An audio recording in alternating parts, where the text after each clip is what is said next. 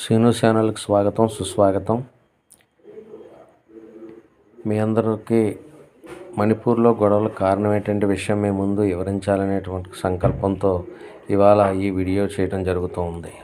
మణిపూర్లో అసలు గొడవలకు కారణం ఏంటనేటువంటిది అయితే, స్వతంత్రం రాకముందు మణిపూర్లో 1947 వరకు కూడా మణిపూరులో రాజరిక పరిపాలన జరిగేది. స్వతంత్రం వచ్చిన తర్వాత కూడా మణిపూర్లో జనాభాలో మైతీలు అనేటువంటి హిందూ జనాభా సుమారు 53% ఉంటారు. ఈ మైతీలో ఎక్కువ మంది ఎస్సీలు, బీసీలు, ఎస్టీలు ఉండేవారు. వీరు స్వతంత్రం ముందు వీళ్ళందరినీ కూడా స్వతంత్రం పూర్వం ఎస్టీలుగా పరిగణించేవారు. స్వతంత్రం వచ్చాక వీరందరినీ ఎస్సీ, బీసీలుగాను ఎస్టీలుగాను గుర్తించడం జరిగింది.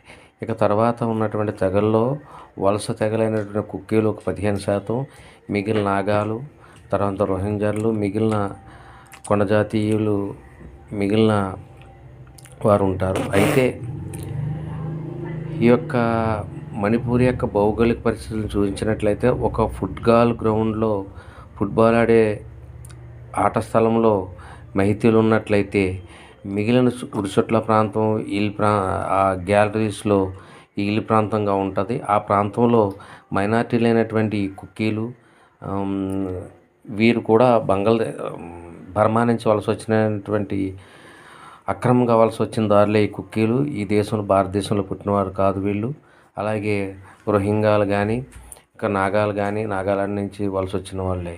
అసలు ఈ మణిపూర్ మైతీలు ఇప్పటి నుంచో స్వతంత్రమైనటువంటి జీవనం సాగిస్తున్నట్టు మైతీలు ఆ రాష్ట్రంలో పుట్టి పెరిగిన వాళ్ళు.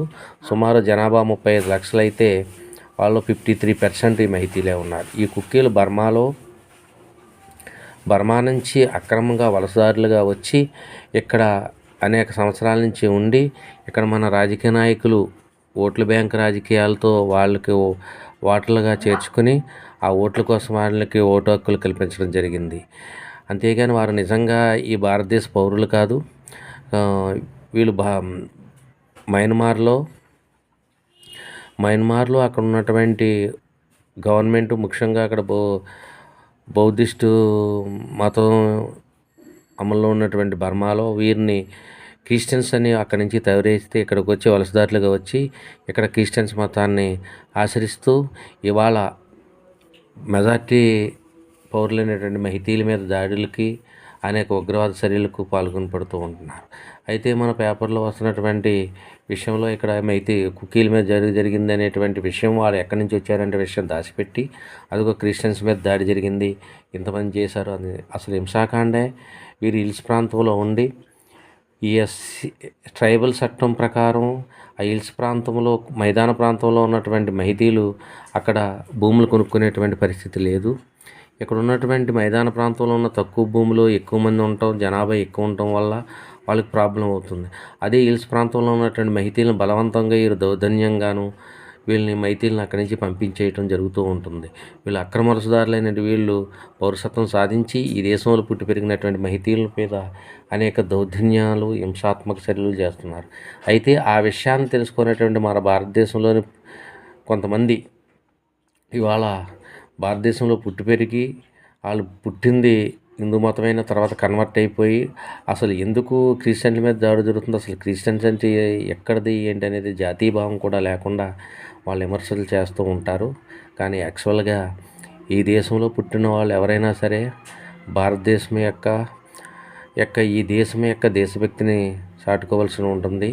కానీ ఈ కుక్కీలు ఏమిటంటే ఈ దేశాల నుంచి వచ్చిన వాళ్ళు కావటం వల్ల వాళ్ళు అక్రమంతో వలసదారులై ఉండి ఈ దేశంలో పుట్టి పెరిగినటువంటి మైతీల మీద, ముఖ్య హిందువుల మీద, అందులోనూ వాళ్ళు హిందువుల్లో కూడా ఎస్సీలు, ఎస్టీలు, బీసీలు అనేటువంటి వాళ్ళ మీద దమనకాండ కాగిస్తున్నారు. అయితే వీరికి ఇల్లు ప్రాంతంలో భూములు కొనుక్కోవటానికి కానీ ఎటువంటి హక్కులు లేవనేటువంటి సంకల్పంతో ఈ మైతీలు పోరాటం చేస్తూ ఉండగా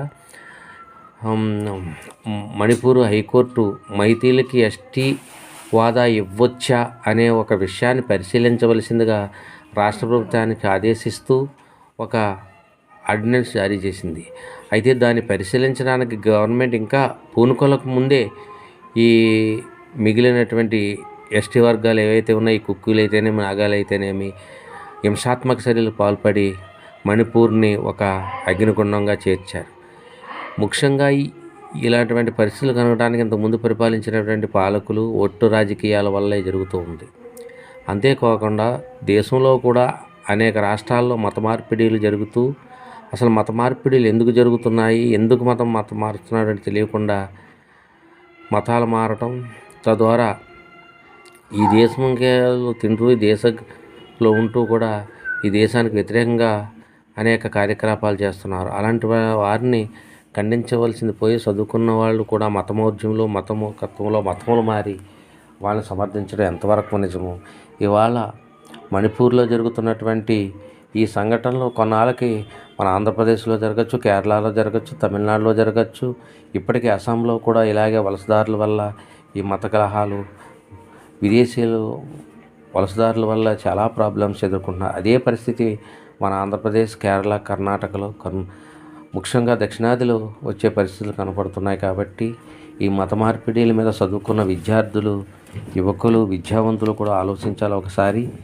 ఎందుకు మన భారతదేశంలోనే మత మార్పిడిలు జరుగుతున్నాయి, దానివల్ల ఎందుకు కలహాలు జరుగుతున్నాయి అంటే అందరూ కూడా ఒకసారి ఆలోచించాలని, ఈ చిన్న విషయాన్ని మేము ముందు ఉంచాలనే సంకల్పంతో మేము ముందు ఉంచాను. మీకు నచ్చినట్లయితే లైక్ చేసి, సబ్స్క్రైబ్ చేసి మమ్మల్ని ప్రోత్సహించి మరిన్ని వీడియోలు చేయడానికి మమ్మల్ని ప్రోత్సహించవలసిందిగా కోరుకుంటున్నాం.